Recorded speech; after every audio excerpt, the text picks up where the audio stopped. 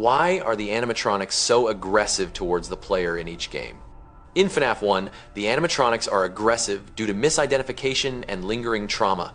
The spirits inside them were lured and murdered by William Afton using a Spring Bonnie costume, so they associate any adult presence with the threat that killed them, and they hope by encountering any adult that works at the location, they will find William Afton and put an end to his terror. In FNAF 2, there are two different types of animatronics. The withered animatronics, which were possessed by the children from the missing children's incident, as their bodies were stuffed inside of the withereds by William before eventually given life in the FNAF 1 animatronics, with the same goal in mind as the first game. Otherwise, the toy animatronics, which were not possessed, simply had facial recognition software that was extremely low quality and buggy, and would see anything that was moving and not an animatronic as a threat and would become hostile instantly.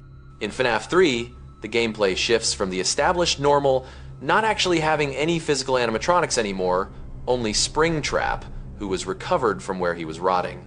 The rest are just phantom animatronics, caused by fear and hallucinations due to low oxygen or similar reasons.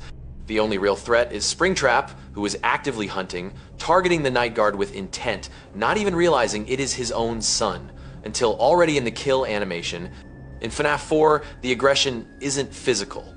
You play as Michael Afton, who is almost being punished for accidentally killing his brother in the bite of 83, and William Afton is doing tests, speaking through a Freddy plush, inducing fear chemicals, experimenting on his own son. The nightmare animatronics are just then manifestations of how the animatronics haunt the Afton family, making the player relive the horrors he's experienced over and over, similar to what William Afton later goes through. In Sister Location, the animatronics are aggressive because they are actively trying to escape. They aren't mistaking the player for someone else, they're manipulating and using Michael Afton to gain freedom. Every hostile action is calculated and coordinated, eventually scooping Michael, leaving him as a host for Ennard to escape until Michael's body starts to rot, Ennard leaving his body to go elsewhere.